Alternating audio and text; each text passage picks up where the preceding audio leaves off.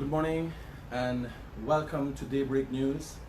This morning I'll be having an interview with the Minister of Home Affairs, Mr. Robson Ben, and it is in direct relation to a no confidence motion that has been brought against the minister by an opposition who was brought down by a no confidence motion when they were in government. My major concern is how will the minister address this motion, since it has to be debated in Parliament. Is he confident that what he has done for the past year has added up to enough to represent himself against this no confidence motion? And also, my need to understand if the opposition is now the new experts on no confidence motions, since they have experienced the harsh realities of a no confidence motion. Minister Ben, thank you for this interview. And let me first start off by saying I have been very critical of some of the methods that you use in carrying out your job as a minister. Specifically, my opinion that there's a need for better communication between yourself and media. Now, that being said, the reason I requested this interview specifically is because if there's anybody else can or should be fair about what is happening right now, it should be me. In light of the fact, I have also experienced the previous administration 5 years.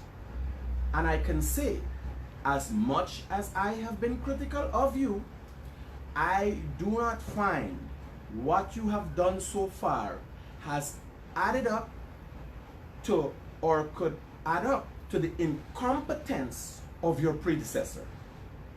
So just to get that clear, right? Well, thank you, Critic, if I may use the term. I am not averse to criticism. In fact, I welcome it. It gives me the opportunity to review my actions, the actions of undertaken by the ministry, its policies, and even down to the individual indiscretions, misdemeanors, and sometimes very bad things which happen in relation to some units of the services which fall under the ministry. So I have no difficulty in being criticized in respect of the issue of being more communicative, I guess, on the ministerial level. I take the view so far that more work at the interpersonal level with the units, with the stations, with the prison people is important now, and also not to be brought into a position where there's a continuing skirmish, continuing dissension, argument, irrational debate over what is being undertaken. Because there are people out there who move off of every nuance, every word that you say, and to spin it in ways which are negative and not helpful in terms of what we're supposed to do in the security sector. So I would admit that I've been fairly averse to coming out and saying things which will invoke irrational responses. I think even now, the fact that we are talking perhaps relates to a recent statement I made in respect of things Mr. Harman himself said. I issued a statement in response, and I saw the Starbuck News said that there was a volatile or something disagreement going on between ourselves. But this is not a personal thing. This is something about being able to lead in difficult circumstances, in circumstances where there's malicious and racial intent out there, negative. And we have to bring the organizations and with that our country to a safe position in terms of safety and security.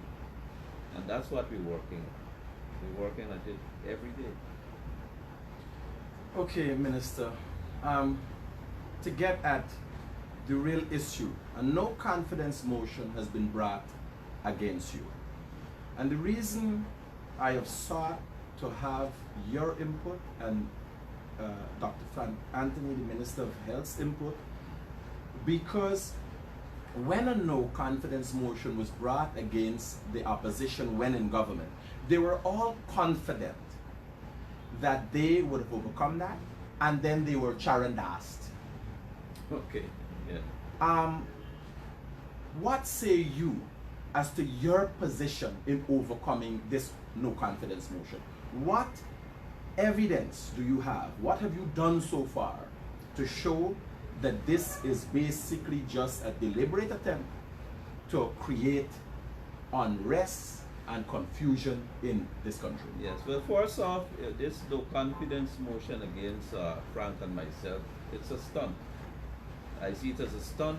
It is intended to deflect, to make oblique attacks, to not have persons, the public, pay attention to the security issues in our case, which we've been taking condign action on.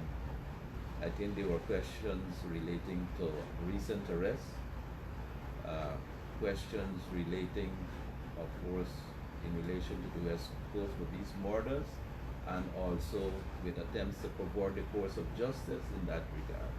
So, in the first instance, it's a stunt to deflect, and also to create conditions for upsets, for misbehavior, for rioting perhaps, that we experienced last year on the West Coast of Portuguese. I would say that in terms of our record, and I know that the opposition, led by Mr. Harman himself, have a problem with numbers. In the first instance, they have to look at the lineup in the parliament with respect to numbers. Do they have the numbers for no confidence motion? Is there a possibility that there is a charadas supposedly on our side? Is there a possibility that someone of us will not vote on the issue, will abstain? I don't think those conditions exist. So in respect of the parliament itself, I think it's a no-go. Secondly, in terms of our record here in the ministry, we have repeatedly said, if anyone would listen and would be rational about what we've said, is that serious crime in Guyana has gone down by 22%. That's a fact. It's a fact which cannot be set aside. Road deaths have gone down by 30%. All of those numbers are year-to-date versus 2020. Most of the other statistics which we speak of have shown reduction. Yes, there are still challenges. Perhaps we have not paid attention to the question of crime as much as we are doing now because we were all distracted by the recount and the machinations in respect of stealing our country, stealing and avoiding our democracy. So perhaps we didn't pay enough attention to what was going on last year and the previous year in terms of crime. But now, and rightfully so, we can focus on the real and proper issues which affect the daily lives of our guys. Issues of crime, insecurity, upsets in the community, even misdemeanors, traffic safety. We can focus on these things now.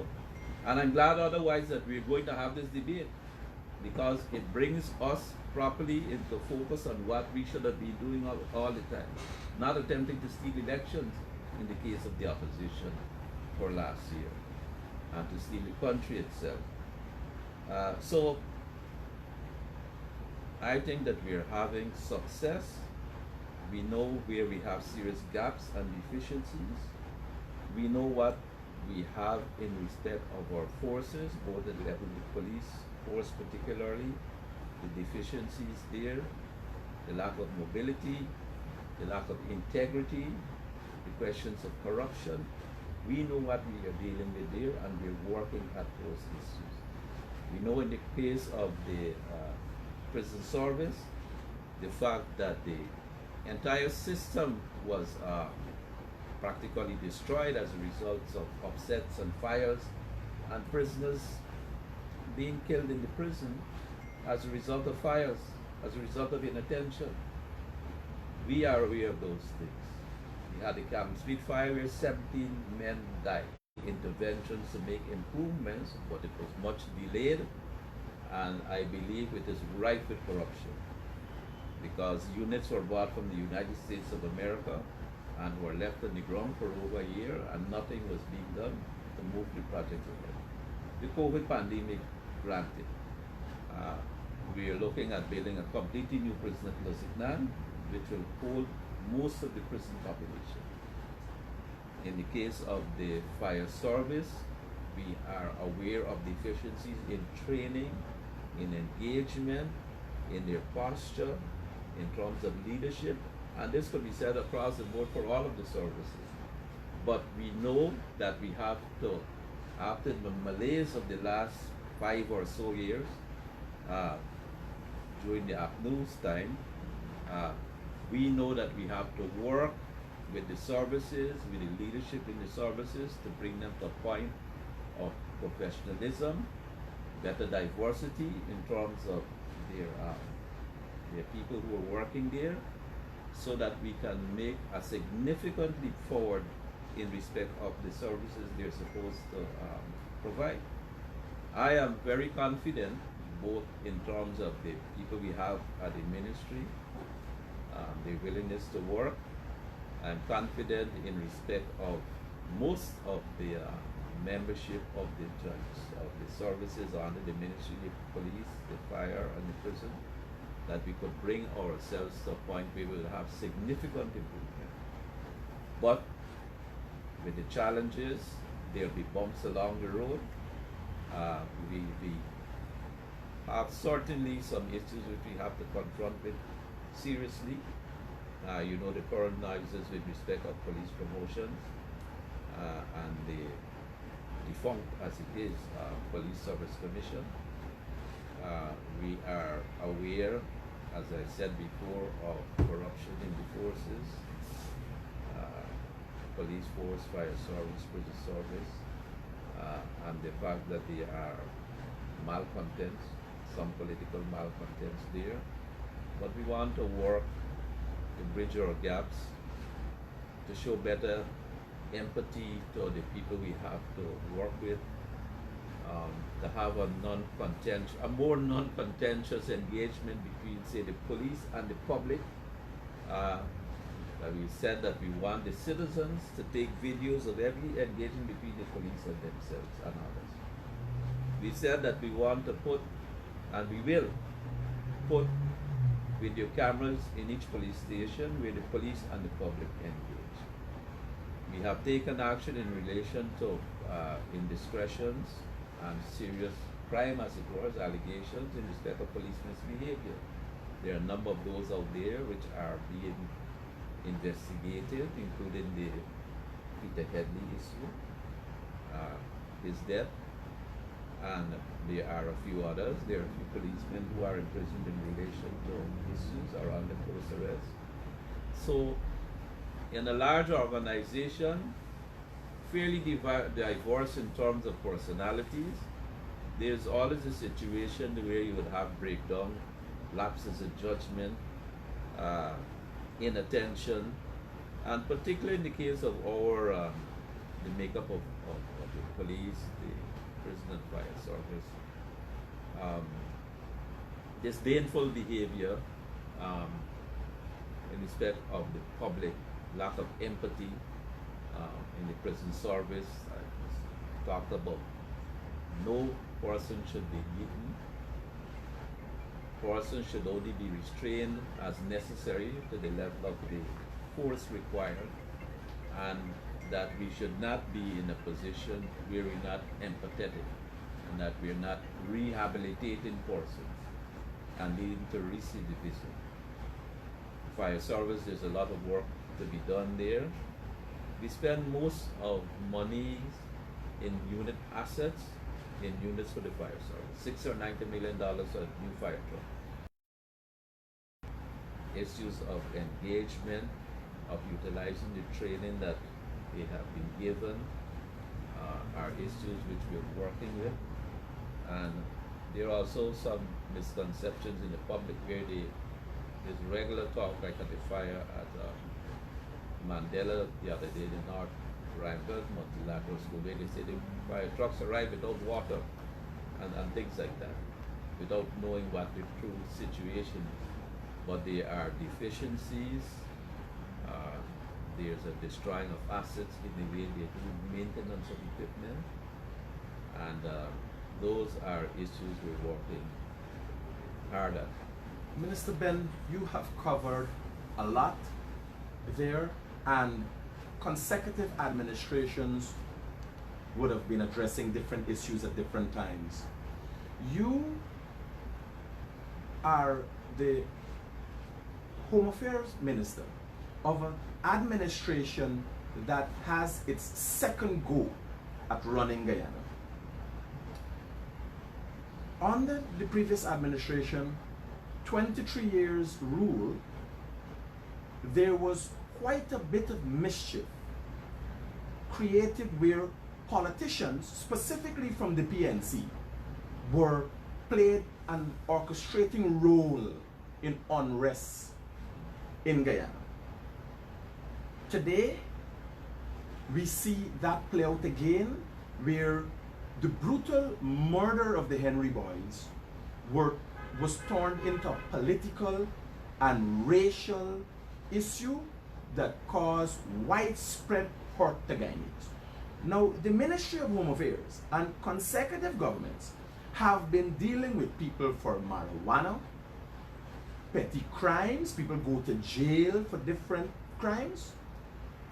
Would it be unconstitutional, or is it in any form of consideration that there needs to be a criminal unit that looks at the PNCR and their actions, since most of the unrest that caused mass injury and harm to property and persons in Guyana in recent years has been directly related to the now opposition? Yes, well, what I would say is that the PNC has to avoid being classified as a criminal organization. There's a perception out there that it is indeed a criminal organization, or with many elements who undertake criminal activities. We had, of course, and you did refer to it, the issue of the fine man and the Rollins who were considered freedom fighters. Yes. Openly by Boston politicians. Episode, we had the Lusignan killings, we had the Bartica killings, and there was complete disorder. We do not want to return to that situation, and we don't even want to return to a situation where we had in the West Coast with these after the nefarious killings of the Henry boys. We do not want to return to that situation. We have said we're prepared to have open dialogue and discussion in respect of the local issues and the national issues which are of concern to them. But even from the place of the parliament, it is evident that there is not a sincere interest in engaging. There's an interest in creating disturbance, upset, deflections, and diversions to engender violence and racial unrest in the country.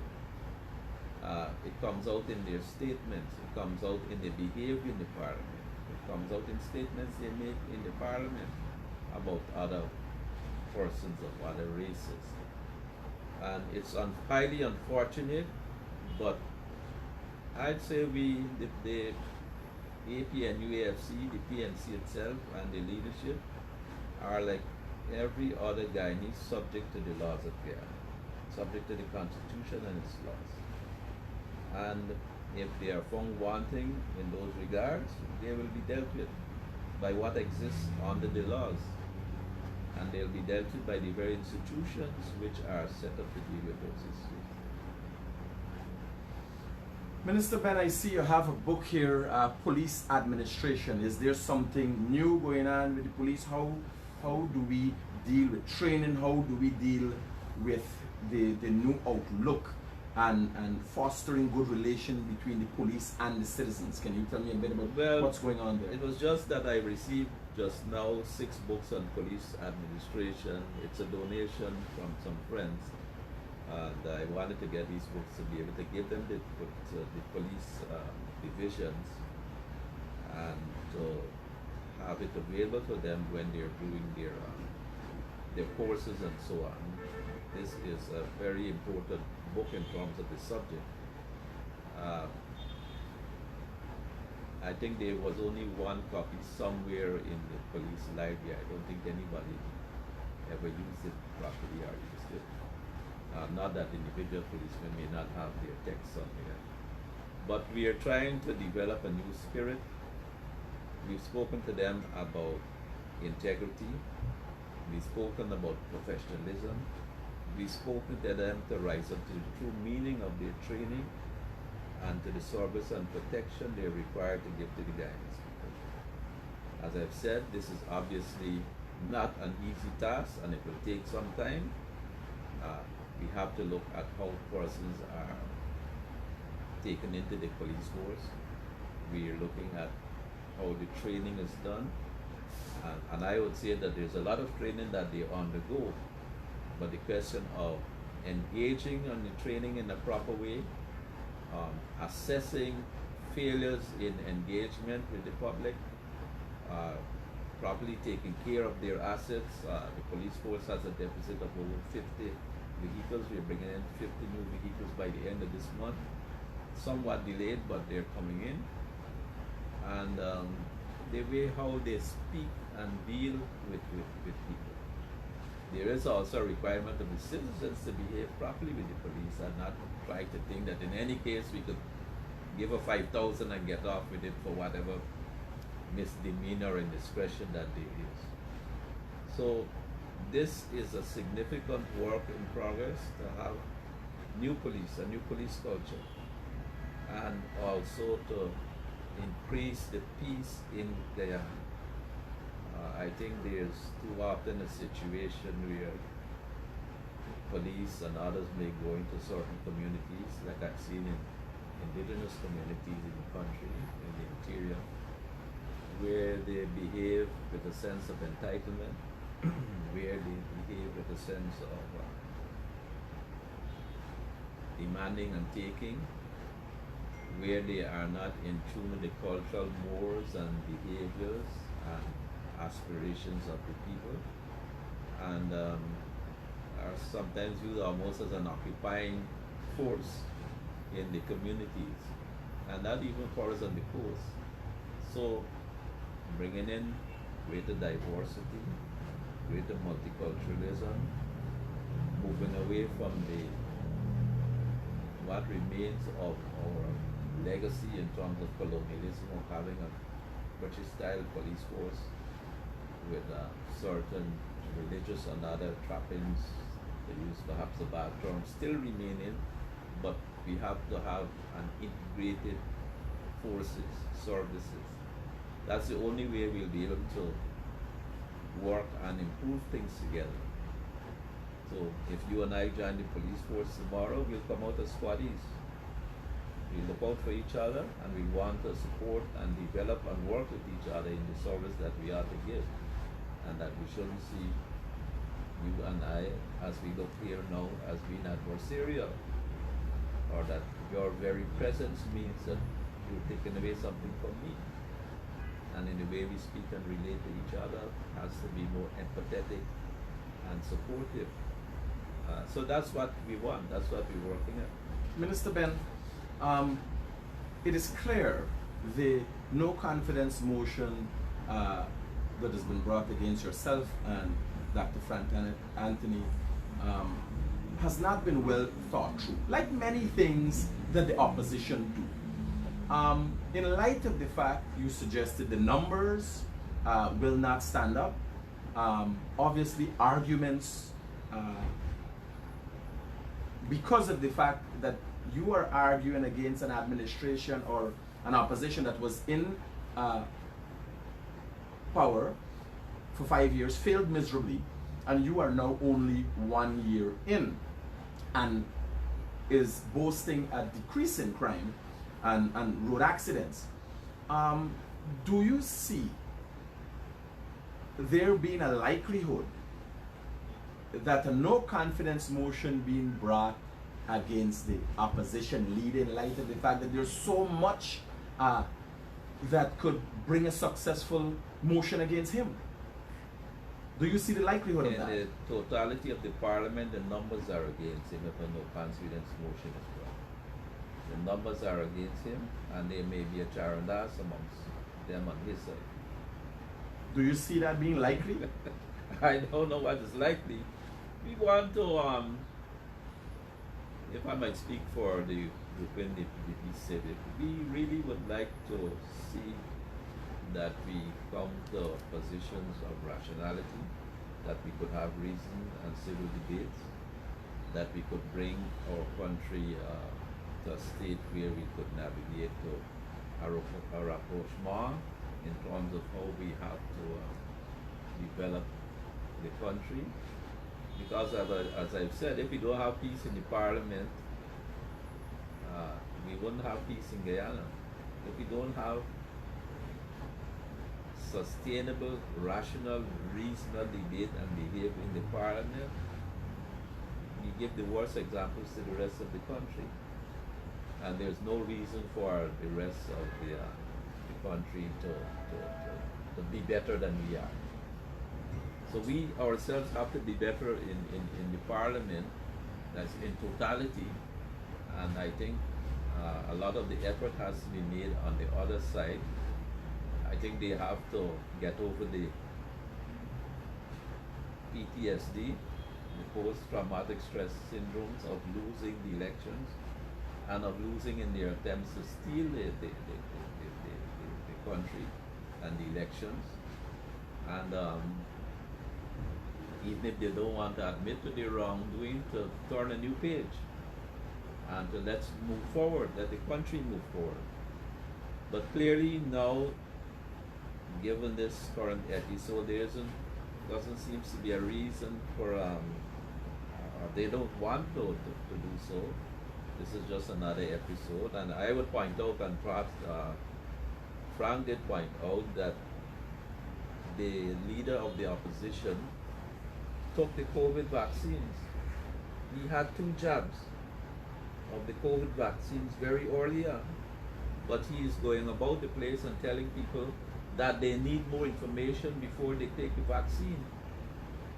And perhaps unremarkably, Region 10, amongst 1 or 2 other regions, are the ones which are way behind in terms of vaccine uptake. Can you imagine the malevolence and the maliciousness in that type of behavior, both in terms of rejecting the vaccine and having people reject the vaccine, probably a PPP vaccine, I don't know, and in terms of being uncaring and irresponsible to people who they claim are their supporters and who I think are trapped by them. So I think they have to do serious introspection and retrospection and to change their behavior. I know it's going to be difficult. They've got to do quite a bit of cold turkey to get out of it. But I think the worst thing in the parliament in itself is the fact that the younger parliamentarians who have come in are being made to follow blindly along the same path that Harman and others like himself set in terms of misbehavior, malicious talk and presentations and so on, and vitriolic representation. So I think that's pretty bad. I think it's a disservice to the young parliamentarians and to young Guyanese people who would want to take part in political life in a progressive way, and that it doesn't help in developing our political and democratic culture. Minister Ben, I get the sense in your tone, after 5 months experience with the now opposition, after the Henry Boys experience, in light of your experience in the past PPP administration with the PNC, you have chosen the high road and is still extending an olive branch. We have to extend the olive branch. The question is whether it will be taken. We ought to extend the olive branch. The persons who are our adversaries in many at the political level are Guyanese too. And in many cases, we share parallel lives and roles in the streets. We have perhaps sat in the same school benches and went to the same schools all around. Somehow we know each other. We may not want to express that we like each other and perhaps not even love each other, but if we in the PPPC do not extend the olive branch, and we've been doing so all the time, we're open to talk, we're open to discussion, we're open to tete-a-tetes. It would be irresponsible on our part to not be open to discussion, to be open to extending the olive branch, as it were, because that is our responsibility as a government, as a political unit grouping in the parliament. But we have to make sure that each and every one accords to the laws and to the rules and the regulations of the country so that we're all safe. Minister Ben, on that note, I know you're busy and you have a number of things relating to the people's work to do. I want to thank you for this interview. I want to thank you for the transparency and going in depth and explaining a number of different issues that affect Guyanese and would have obviously brought some bit of clarity. Yeah, just in closing on my part, I'd like to note and see the unfortunate passing of the president of Haiti, Jovenel Moïse, who apparently was assassinated this morning, and his wife injured. Haiti has very historic and ennobling history, but has had unfortunate experiences along the way. So I just wanted to say that we note the passing and we're saddened by the events. Thanks again, Minister. And thank you, the viewers, for tuning in to this exclusive interview on Daybreak News.